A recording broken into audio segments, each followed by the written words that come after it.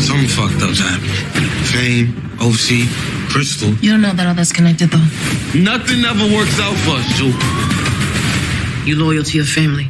I'm loyal to mine. Marvin talked to me about replacing you.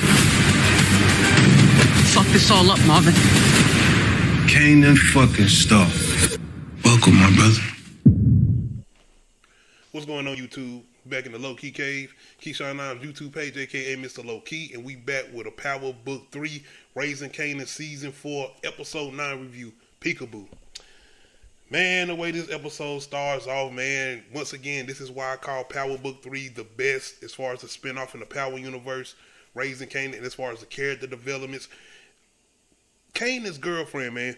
The fact that, once we was introduced to her character, it was the fact that we wouldn't really rock. Well, I know I wasn't rocking with it, and I'm pretty sure as an audience, nobody was rocking with it as far as the way she was acting and treating Jukebox. But once you learn her history, as far as the stuff that was going on with her daddy, and the whole, just everything, even her relationship with Kanan, and the fact the way she was standing behind him, the way she was giving him good advice, and the way to see her character go out like this, it just put more emphasis on why Kanan is who he is and who he becomes. The no trust, the dishonesty, not necessarily no loyalty, but dishonesty. I mean, look at what Ghost and Tommy did to Kanan. Like, he's been dealing with betrayal his whole life. He's been dealing with manipulation his whole life. And I ain't gonna necessarily say Tommy, but look what Ghost did to him as far as setting him up to get put in jail, as far as the original OG Power. So all this, man, is just development, and we in 4 seasons, and the slow process of seeing why we're getting the characters we get, and why they are, I mean, just say it, evil as they are as far as Kanan and Jukebox, you get a clear understanding if their surroundings and everything that's been going on around them, and the people that's been took from them, and the way they have been took from them. I mean, Kanan, his homeboy, famous,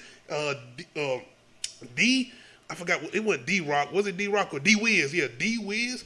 And then you got to think about now his girl. And then all of this shit surrounding Rock as far as his mama. And even with that, yo, Snap and Pop, yo, they got to go, man. So we got to do something with Snap and Pop, bro. Like, the way they sitting up here manipulating the situation, and I ain't even going to front, it's a good plan because of, you got to understand, because Rock has a history with everybody. So to see the way they trying to come in and do this, and even the development relationship between Kanan and Unique now. Shout out to Lamar Jackson, you know, the quarterback, I think, for Baltimore Ravens, coming in making his little cameo. He actually did pretty good. Even with that line he say when Unique asking what they feeding you New Jersey niggas, and he say New York niggas. That was a good line. But this whole development relationship between now Kanan and Unique, because Kanan is out here looking for his girl, and the beef that Rock and Unique got, he pretty much thinking that Unique might have had something to do with it. I ain't gonna front, I had a little, I guess, theory talk that I thought Kanan and Unique maybe even already had a conversation, but it's pretty much leading to this conversation anyway. So the fact that they are talking now and Unique pretty much telling him, and I ain't even gonna front, of course it's still a play for Unique because he got this revenge that he has for Rock, and I'm telling y'all, Unique still has feelings too. He a little fucked up because of what he had to deal with his brother, but I still say the nigga got some emotional feelings towards Rock. But this is still with his scheme, and now Kanan pretty much just walked into his hands as far as a plan that now he can develop as far as building this relationship with Kanan to go up against his mama. Go ahead and kill it now. Unique is not Breeze. And I think we supposedly supposed to be getting an introduction of Breeze maybe by the end of this season. I mean, this 4 seasons in, Breeze should be coming up, but I ain't had no issue with them not showing Breeze, because once again, Breeze is not only a big part of Kanan's story, he's a big ass part of Ghost and Tommy. So once they do bring him in, you're going to have to at some point kind of ease Tommy and them in too. But you got to understand, Kanan is still like, damn, like, Ghost and Tommy came up under Kanan. So Kanan is still going to have to be somewhat fully developed as far as his street sense, as far as the way he is and who he is fully. But, yeah, man, I still hate this, bro. Like I said, it was just cold. And I knew it was going to be something with her possibly being tortured and even worse. But the way she got took out is just more so of watching the way Kanan's going to develop into a monster. But outside of that, Marvin, man, I'm pretty sure this is Marvin's last season, bro. the bodies Marvin been stacking, the mistakes he's been doing, and even the situation with Early walked up to him, that was Marvin, even in broad daylight, some New Jack City shit, you should have took him out right then and there, bro.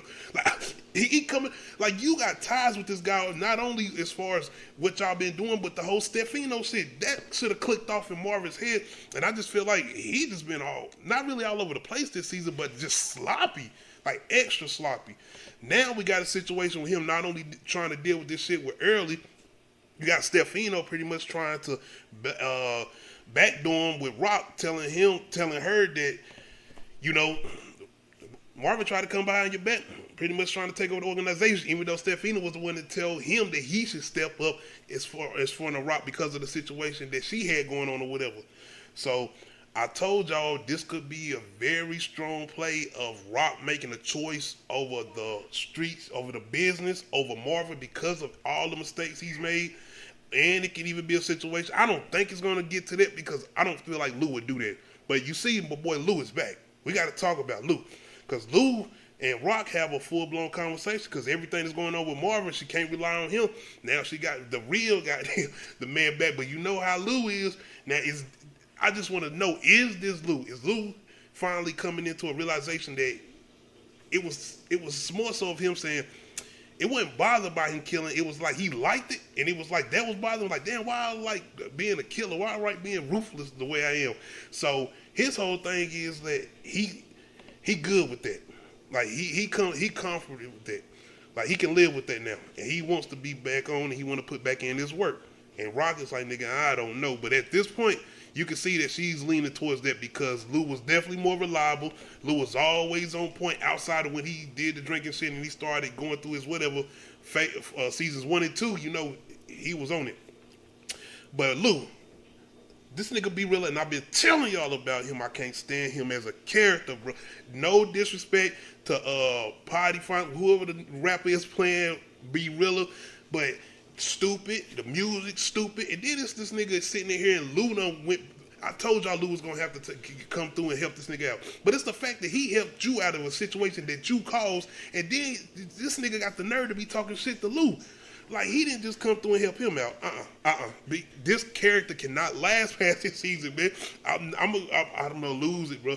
Please no, because the music shit is over. So it's really no more use for him. Get him out of here. I'm sorry, Lou. You seem like you're back on point, but at the same time, you can tell that, once again, I already been talking about this. I said this since the beginning of the season, or even the series started, that it's going to be no good outcome for nobody. And you see the way Lou was trying to transition, was trying to become a better person, and the fact he's talking about now he back comfortable doing what he do is going to end very tragically for Lou.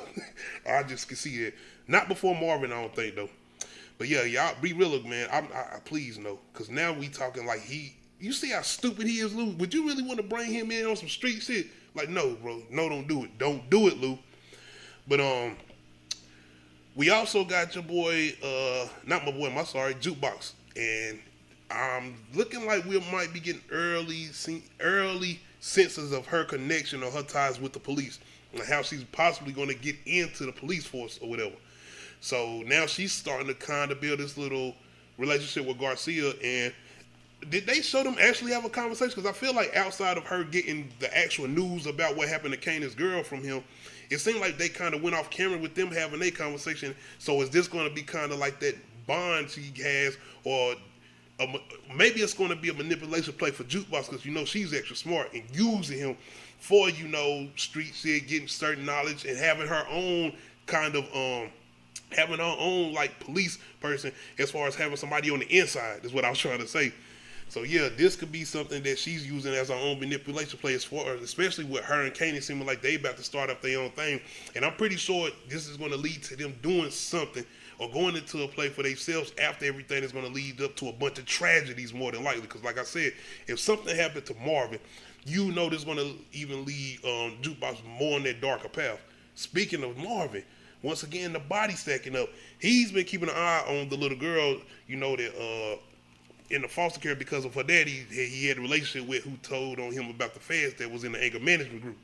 So he's been checking on her, and of course she's not in the ideal foster home, and of course more than likely she's been abused, and she's been looked like almost like not really torture, but on some like hostage babysitting type shit. Like they are forcing her locked in a room to babysit another baby, which more than likely ain't theirs either. And Marvin just killed both of them. Marvin just killed both of them. So it's like it's going to be more and more stacked on him. You know those feds already had an eye on him from the previous season, and more than likely they still kind of keeping a little close knit around. And not saying the little girl was tail on him, but you don't know what kind of play they can make a move on her to manipulate her into accidentally telling on Marvin. So once again, this could end up becoming a decision where Rock has to do something with Marvin, whether she has to let him go to prison or he has to die.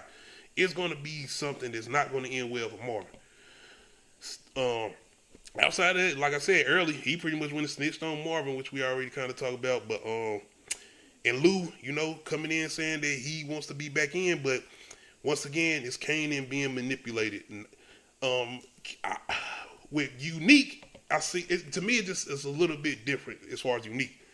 And like I said, I still feel like Unique. Not only is he confused, he deranged right now because of what happened to him, but it's the whole thing with him still. I feel like having feelings for Rock.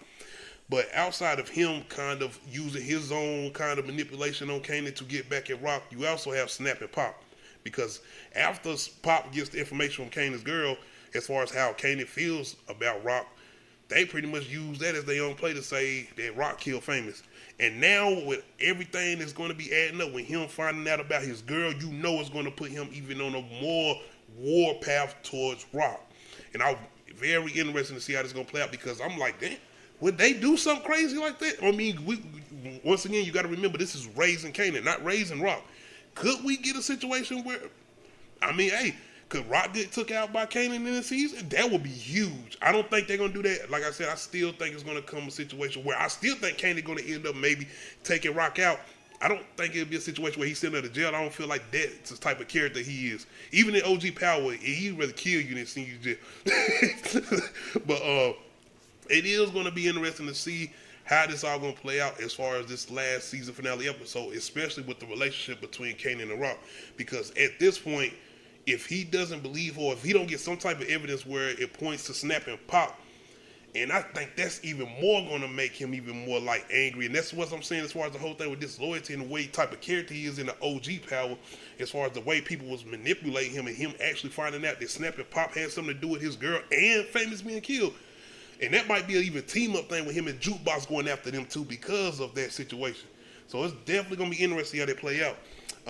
One thing I forgot to mention with Jukebox is the other girl from the group does come back in town, and they have a little cordial talking a little bit past relationships, and even them still having feelings towards each other. But yeah, everything is interesting. I'm hoping I don't forget nothing, but it's going to be very interesting to see how the season finale play out. I might do a live, I'm not sure yet. But let me know y'all predictions, man. Like I said, I think Marvin is gone. If we talking about big characters that's going to be possibly gone at the end of the season, I can see Marvin. I can see multiples ones. Marvin, possibly Stefano, maybe even Pop and Smoke. I'm about to say Pop and Smoke. Pop and Snap. My bad. Pop and Snap. Pop and Smoke. Rest in peace to Pop Smoke, man. But yes, it's definitely going to be interesting to see how this all play out going into the season finale. Like I said, I'm hoping I didn't forget anything. But y'all let me know how y'all feel about this. And once again, is this the best Power spinoff in the Power universe? I think hands down, best written, best acting. And once again, all the development that we've had with both of our main characters as far as Kanan and Jukebox. And the reasoning behind why who they are in the OG Power, I feel like it's been great character development with both of those. Why? Now, Jukebox is, like, I feel like it's certain things that happened to her earlier where it could have pushed her. But even everything that's going on now, and I feel like I said, it's going to be that main one with Marvin if something happens to him. But y'all let me know, man. Make sure you hit that like button. Make sure you hit that subscribe button. And make sure you hit that notification bell, let you know when I upload new videos. Other than that, we out.